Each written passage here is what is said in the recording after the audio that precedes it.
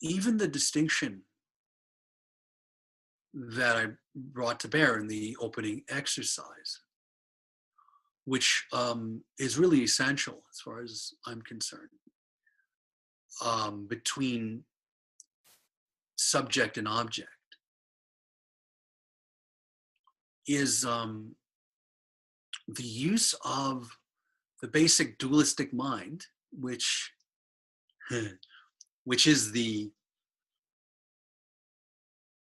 power behind the sense of separateness, using that to get clear about the nature of the subject, by distinguishing between subject and object, by using discrimination between subject and object. Of course, when there is no actual, discernible, experienceable subject, then the subject is not in any way, shape, or form separate from everything that's arising. So then that distinction between subject and object collapses. So, I mean, you know, I had said at the end of that exercise, we could go further, but let's stop here. That's the further, is that there is in a mirror no distinction between reflections and mirror. And yet there's a distinction between reflections and mirror. This is the paradox of non-dual. Sometimes it's lost on us that the word is non-dual. Ad Dvaita. Dvaita is two, or dual. Ad is not. It's not a teaching of oneness. This is in India, they talk about Shiva Shakti. Non-dual has the word dual in it. This is, I remember one guy, and I don't want to pick a fight with any, I mean, I love all Advaita teachers, any Advaita teacher. The more, all hands on deck, we need everybody. But somebody once said, well, there's no duality in non-duality. What? Look at the word here. There's the word non-duality. Look, there's the word duality. There it is. Because there is duality in non-duality. Non-duality means beyond the dual that is. So this is paradox. This is beyond mind. It isn't a simple oneness. One of the things that you had said at one point, Dan, is you said something like, I'm not in control of any of this. And that's true. The thing, though, that is kind of mind-blowing is that you never, you know, when you really look at it, like what we consider I, what we consider identity. It's like, I have a car. I have a body. My heart is beating. I just had a thought. Okay, so that's the usual way we think, and then we say, but I don't have control over what happens in politics. I don't have control over the weather. But I have control over my body. I can lift my hand. It's like that kind of. When you really deeply see how it is, the I that's claiming to have control over lifting the hand has that control conditionally. In other words, it doesn't really have the control ultimately. Anybody with Parkinson's can tell you this. This is one of the reasons that age leads to wisdom at times. But it's now, and you know, unfortunately, it gets devalued, the wisdom that age has sometimes. People go, oh, well, they're sick, so they don't, I'm young and healthy, so I'm really the standard. We're actually people who are recognizing, well, there's wiring here and it's not in my hands. They're actually the standard. They're really seeing how it is. Buddha was said to have, you know, started his awakening journey by seeing people who were, diseased, old age, dying. Like it was like obvious to him, like, whoa, this sense that I have, I'm young, I'm vital, I'm in control, that's an illusion.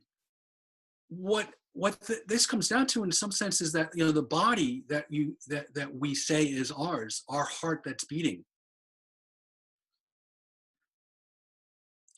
In a certain sense, it is ours, right?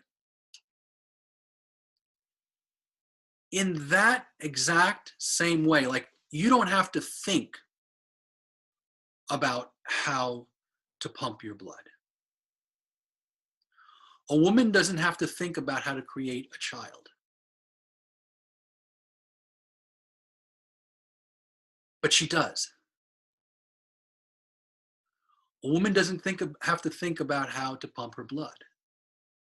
But she does. A woman doesn't have to think about how to form a thought. But she does. In a way, you can say she doesn't seem to be in control, but it's all hers. It's exactly that way in which you are manifesting the universe. You are manifesting this universe. You are manifesting all that is. All that is arising in you without a thought.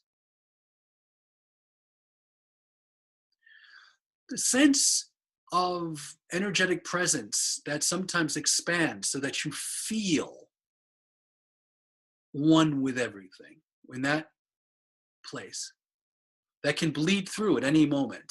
You can be feeling very embodied human, and then suddenly open to the possibility and you feel some energy, and then that energy becomes felt sense, and then that felt sense is, wow, I'm everything.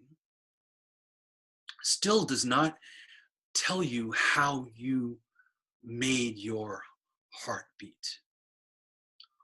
You feel now, wow, I'm the beating heart, and I'm the car that's driving past me, and I'm the person arising in front of me, and you're being all of that. But the way in which you manifest that is thoughtless. It's inherent. It's effortless. And that is exactly the way consciousness manifests everything. I think it's important to say that, because it removes that sometimes notion in people's minds that, oh, when I'm aware of how I'm manifesting it, or I'm consciously manifesting it, then I will know. This is the way it happens. This is the great mystery of our manifestation. The same way you don't know how you make a next thought arise, but you do. The same way that you don't know how you raise your hand, but you do. The same way that you don't know how you digest food, but you do. That same way is the way all of reality is manifested. Now, the you that manifests all that is obviously not the thinker. But it's you nonetheless, for want of a better word. Or if they come up with another word but than you. Ground of being, what we are, our true nature, is manifesting everything effortlessly, thoughtlessly. This is why it's called magical display. Nobody can say. And nobody is exactly who is manifesting all of it. Doesn't even need to say. So, and that's the way in which Ishvara and you are one, actually. So you can, have the concept of Ishvara, you can talk to the intelligence of the universe and surrender to the intelligence of the universe, and have that thought and that speaking dissolve in the midst of it speaking. Because that intelligence is yours. Not the thinker, but yours.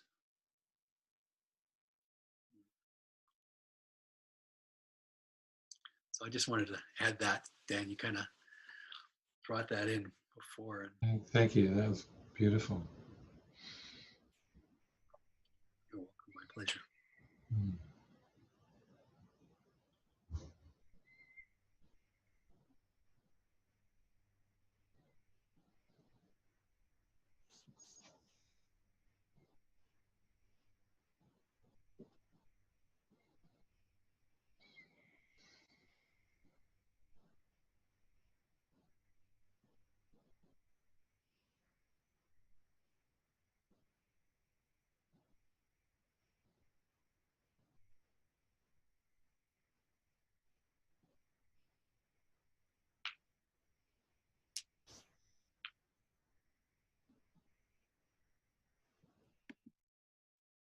Go ahead.